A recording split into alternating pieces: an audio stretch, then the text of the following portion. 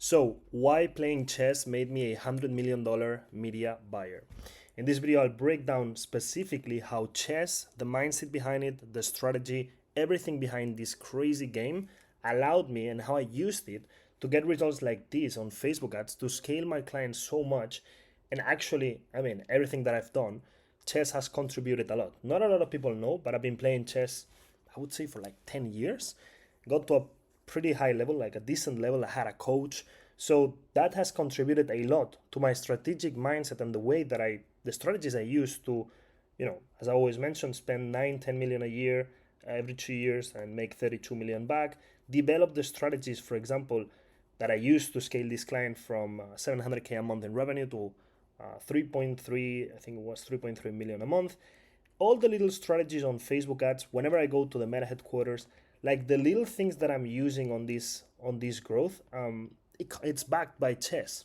And the structure of the video is gonna be, I'm gonna give you 5 points on things you learn when you play chess, fundamentals of the game, and then how that applies to the world of Facebook ads and how you can use it to your advantage over the next 10 minutes. So the very first thing that chess taught me is having a what's next mindset. So if you look at my videos, you see that I'm trying to hack the media buying all of the time, like wave surfing, the patterns when people get the salary, but it's the beginning of the month and we place a specific flash campaign there. So then I scale with cost caps, and if it's overbidding, it's the algorithm and then this thing, and all the time is like finding the nuance, finding the opportunity, the edge, and that comes really from chess because it's super competitive, and all of the time you're thinking ahead of the game and what your opponent's gonna do, and they're gonna move here, and then I have to anticipate this, and because I know they're gonna do that, I'm gonna do this other thing and surprise them with that.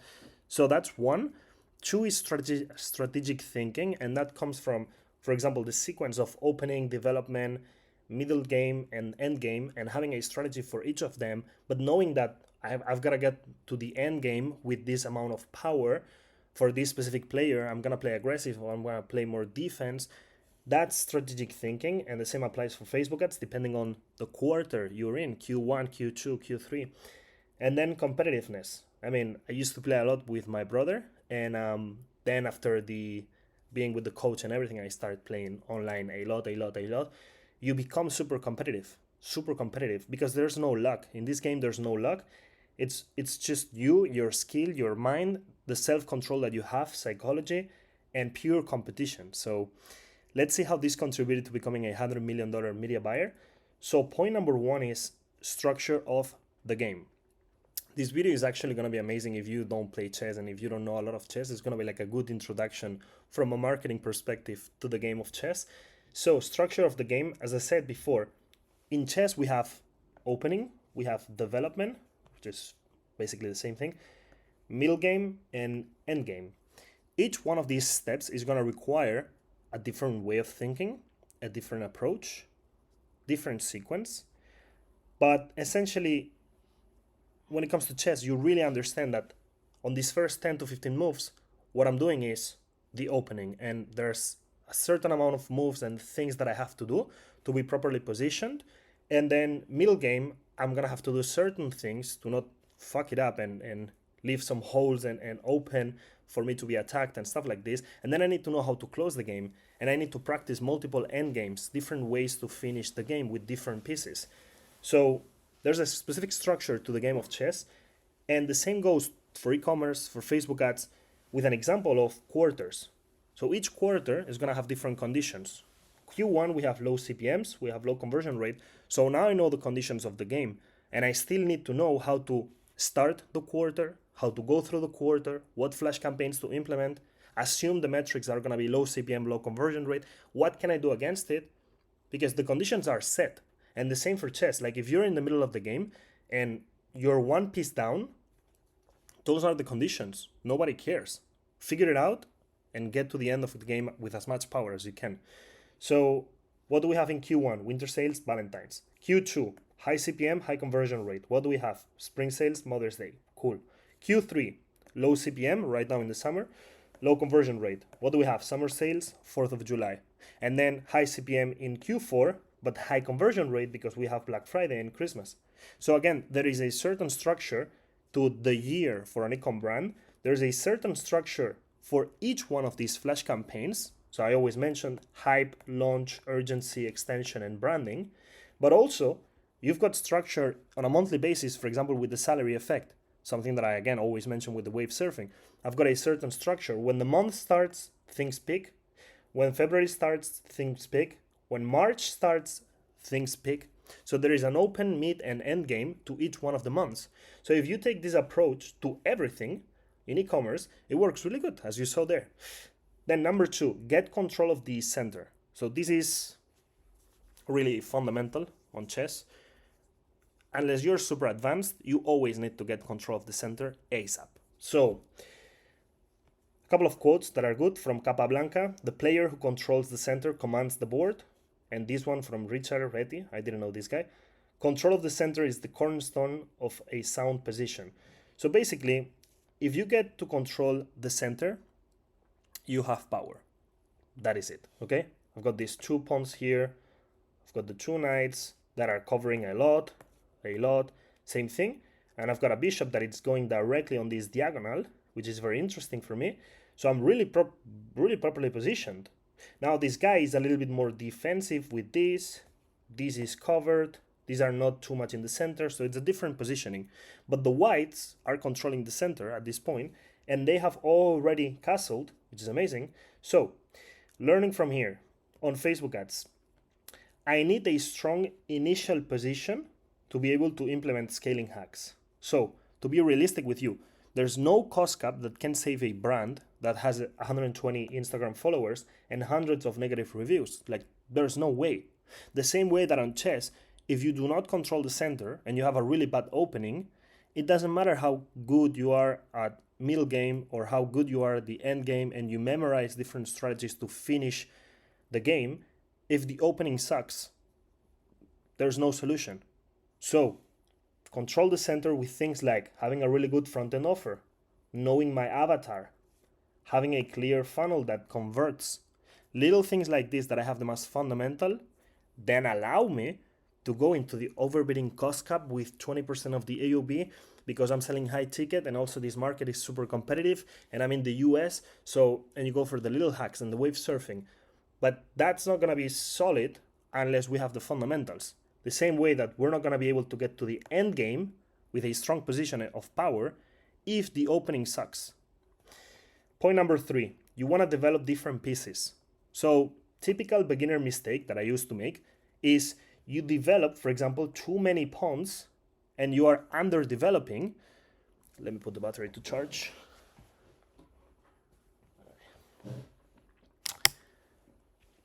Good to go. You're basically underdeveloping, for example, your knights. You don't move your knights and you have already moved the pawns 4 times, 5 times. Mistake. Or basically, for example, underdeveloping after a 10 move, which, for example, with bishops. You don't make space for the bishops. They are trapped. And later in the game, you will pay the price of being underdeveloped because some of your pieces will be trapped and you will not be able to move them. Or you will basically block yourself and you will not be able to castle because you didn't develop the right pieces at the beginning. So it's going to be a pain in the ass, which means I want to diversify. Think about this for Facebook ads. So I'm moving this piece is the first move. Probably this is the second move. This is the third move.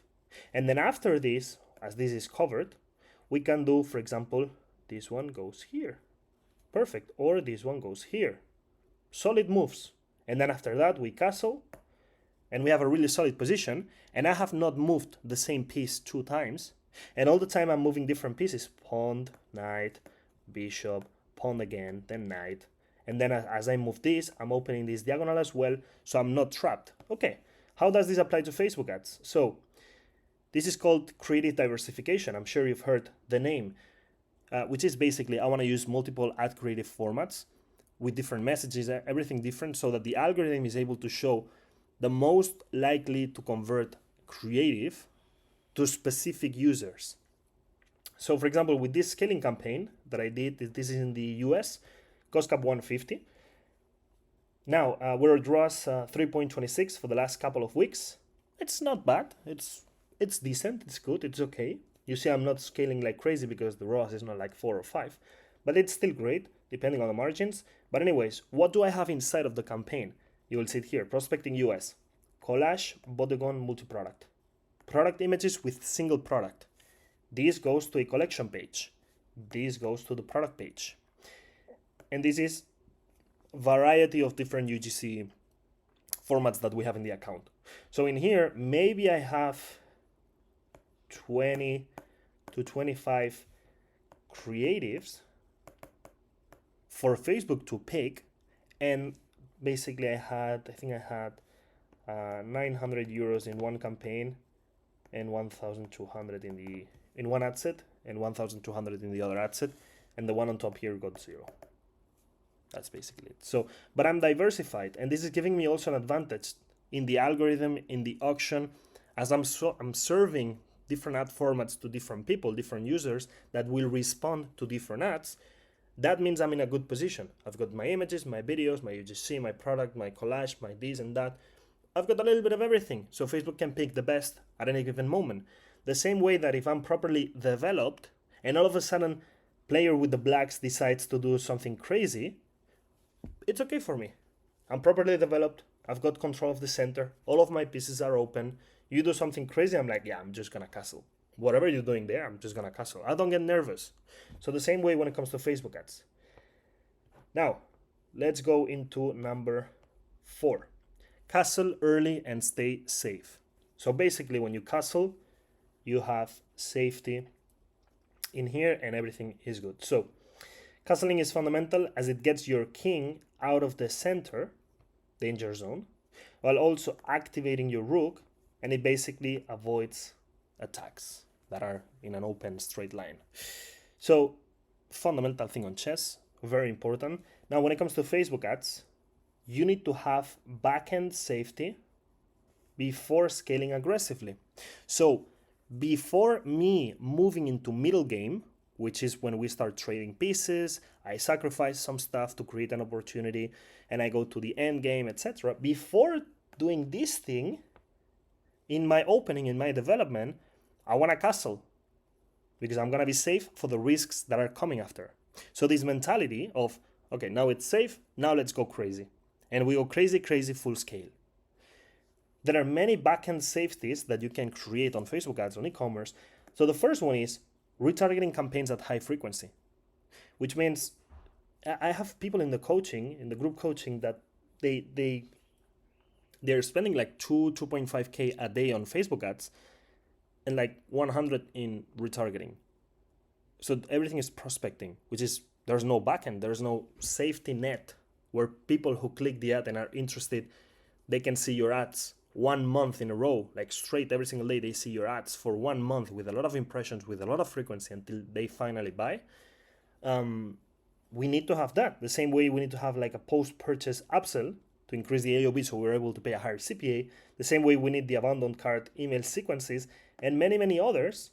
For example, you having a very solid Instagram page, branding. If you have a brand, that's a backend safety. It's very similar to the one at the beginning with like 120 followers and negative reviews. There's nothing to scale there. So this backend safety strategy is what resembles castle early mindset. So the same way you castle early is the same way that before you take any big risk with the budget, you make sure that you have backend safeties. Let's go into point number 5. We're gonna end the video right there. So player versus player. We've got here these legendary games of Kasparov and Karpov. So, chess is pure player versus player, right? There's no luck. This is the main thing. There's no luck in the game, and it's super competitive, okay? It's a logical game of strategy and psychology, one mind versus another mind. And here's a quote from Tate that he always mentions.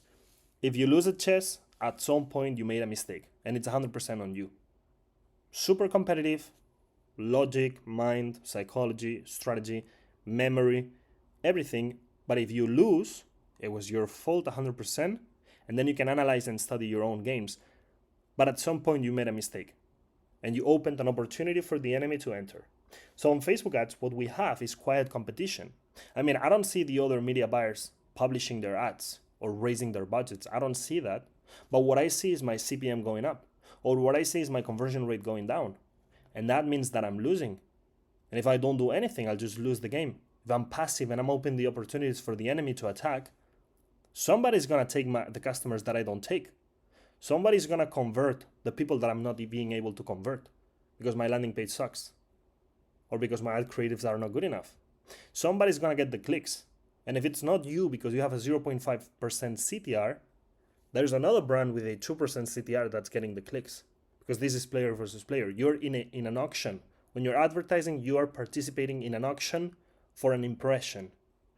So this learning from chess was very powerful. And for me, it kept me awake all of the time, wondering, what's next? What else can I do? What is the wave surfing? If I have a high CPM, what can I try? Can I try an overbidding cost cap with a high CPM? Or can I try the exclusions? Or can I try these things? And I tell people all of the time, when you create, for example, a scaling campaign, if you like Advantage Plus and you still have them in your account, create the Advantage Plus with the winning ads, but if it doesn't work in 2 days, just turn off and go into Advantage Plus cost cap 50. Doesn't work. It's okay. Those are winning creatives. Turn off Advantage Plus cost cap 150. Stay curious. What else? What else can I do? What can I try? Hey, cost cap is working. Go for bid cap. Test it. Like this spark of what's next should. The fact that it's player versus player should keep you awake. That's the message that I want to give you here. So yeah, it's pretty much the way that I tested, discovered the wave surfing strategy, these intraday scalings. I first heard that from a German guy in a workshop, and I was like, this has to be crazy. They do these in random days that they see, and with flash campaigns they used to do that. And then I started developing the strategy for evergreen stuff, and also the overbidding strategy with cost caps. That's purely coming from, I need to be more competitive. I need to spend more money. There's somebody that's spending 20K a day and I'm struggling with 7K a day. This is not possible. What else can I do? What else can I find? I can find the cost caps. Let's try. So with this mentality of player versus player, somebody's getting the sales, it puts you in a situation with a lot of pressure and you get creative. So player versus player, castle early and stay safe, develop different pieces, get control of the center, and make sure you have structure and you follow a certain sequence to scale. Hope the video was entertaining at the same time as useful to you. Subscribe if you enjoyed it. Leave a comment for feedback if you want to see more of these types of videos. And that's it. Hope you enjoyed it, and I will see you in the next one.